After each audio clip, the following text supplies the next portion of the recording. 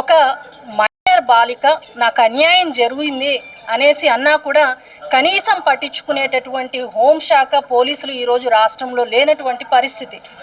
నిన్న జరిగినటువంటి మోడీ గారి సభలో వాళ్ళ తల్లిదండ్రులు మేము ఆత్మహత్య చేసుకుంటాము అంటే తప్ప కనీసం కేసు పెట్టలేనటువంటి పరిస్థితిలో ఈరోజు పోలీసులు ఉన్నారు అనేసి అంటేనే ముఖ్యమంత్రి ఆధ్వర్యంలో ఉన్నటువంటి హోంశాఖ ఎంతలా పనిచేస్తుందో మనకు తెలుస్తూ ఉంది.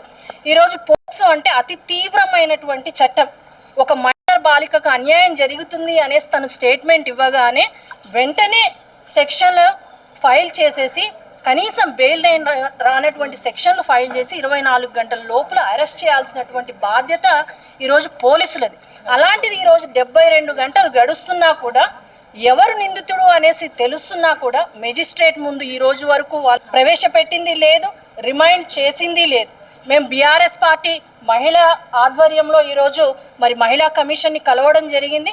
మేము ఒకటే డిమాండ్ చేస్తూ ఉన్నాం, ఏదైతే మైనర్ బాలికకు అన్యాయం జరిగిందో తక్షణమే పోలీస్ శాఖ వారు సదరు బండి సంజయ్ గారి కుమారుడు బండి భగీరథని అరెస్ట్ చేసి వెంటనే మెజిస్ట్రేట్ ముందు పొందుపరచాలి. అలాగే మరి కేంద్ర హోంశాఖ దేశంలో రాష్ట్రంలో ఉండేటటువంటి ప్రజల మాన ప్రాణ హక్కుల్ని కాపాడాల్సినటువంటి ఒక బాధ్యతాయుతమైనటువంటి పదవిలో ఉన్నటువంటి వ్యక్తి మరి దీనికి బాధ్యత వహిస్తూ వెంటనే రాజీనామా చేయాలని కూడా డిమాండ్ చేస్తూ ఉన్నాము. మీరు ఒక బాధ్యతాయుతమైనటువంటి పదవిలో ఉన్నారు కాబట్టి తక్షణమే మీ కుమారుని సరెండర్ చేయాలి. అలాగే పోలీసులో ఏదైతే మా లాయర్ గారు లలిత గారు చెప్తా ఉన్నారో సెక్షన్ 11, 12 డైల్యూట్ చేసే సెక్షన్లు పెట్టారు. మేము మరి తీవ్రమైనటువంటి చట్టం, ఒక బాలికకు అన్యాయం జరిగినప్పుడు లైంగిక మరి వేధింపులకు గురైనప్పుడు మరి సెక్షన్ 7, 8 ప్రకారము చాలా తీవ్రమైనటువంటి చట్టం ఇది. బాలికల అలాగే బాలికలకు సంరక్షణ కల్పించే విధంగా, బాలికలకు సంరక్షణ కల్పించే విధంగా చేసినటువంటి చట్టాన్ని కూడా ఈరోజు రాష్ట్ర కేంద్ర ప్రభుత్వాలు కలిసి డైల్యూట్ చేసే కార్యక్రమం చేస్తూ ఉన్నాయి.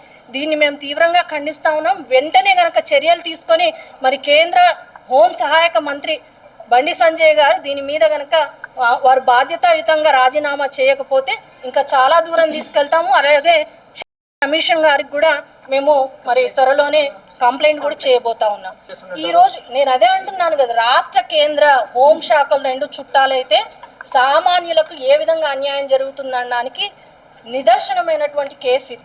కాబట్టి మేము తక్షణమే ఏదైతే హోంశాఖ మరి ముఖ్యమంత్రి గారి దగ్గర ఉందో వారిని కూడా డిమాండ్ చేస్తూ ఉన్నాం. రాష్ట్రంలో ఇంత తీవ్రమైనటువంటి ఒక సిచ్యువేషన్ నడుస్తున్నా కూడా కనీసం దాని మీద స్పందించేటటువంటి కనీసం మహిళా కమిషన్ నుంచి ఈరోజు మేము ఇక్కడ చైర్పర్సన్ కూడా లేనటువంటి పరిస్థితి ఈరోజు రాష్ట్రంలో నెలకొందంటేనే మహిళల పట్ల, మహిళల రక్షణ పట్ల ఈ రాష్ట్రంలో ఎలాంటి పరిస్థితులు ఉన్నాయో అర్థం చేసుకోవచ్చు. కాబట్టి వెంటనే మరి సదరు బండి సంజయ్ కుమారుడు బండి భగీరథని అరెస్ట్ చేసి మరి బాధ్యతాయుతంగా రాజీనామా చేయాలని కూడా మేము బీఆర్ఎస్ పార్టీ మహిళా విభాగం ఆధ్వర్యం నుంచి డిమాండ్ చేస్తాం. ముఖ్యమంత్రిగా ఉన్నటువంటి రేవంత్ రెడ్డి తోటి చేతులు కలిపి పోలీసులను కూడా ఇన్ఫ్లుయెన్స్ చేసి పోలీసులను కూడా పక్కదారి పట్టించే విధంగా ఇవాళ హోంశాఖ అనేది ఇవాళ ప్రజలకు రక్షణ కల్పించేటువంటి శాఖ.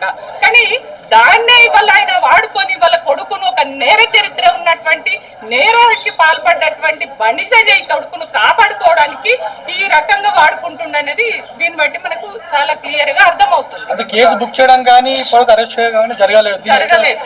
కాబట్టి కేసు బుక్ అంటే కేసు నామినల్ గా చేసిరు, కానీ మరి స్టేషన్ బెయిల్ ఇచ్చే విధంగా ఎట్లా చేస్తారు? కాదు కదా.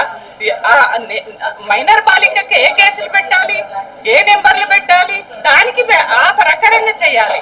కానీ అట్లా కాకుండా ఇవాళ తక్కువ కేసు అంటే తక్కువ శిక్ష పడేటువంటి కేసులు పెట్టి ఆ కేసును స్టేషన్ బెయిల్ ఇచ్చే విధంగా ఉండేటట్టుగా పెట్టించి ఇవాళ దాని నుంచి బయటపడి పడగొట్టేటువంటి కుట్రలు బండి సంజయ్ చేసిండు. రేవంత్ రెడ్డి చేతులు కూడా ఇద్దరు అనుకొని చేస్తున్నారు అనేది ఇక్కడ చాలా క్లియర్ గా అర్థం అవుతుంది.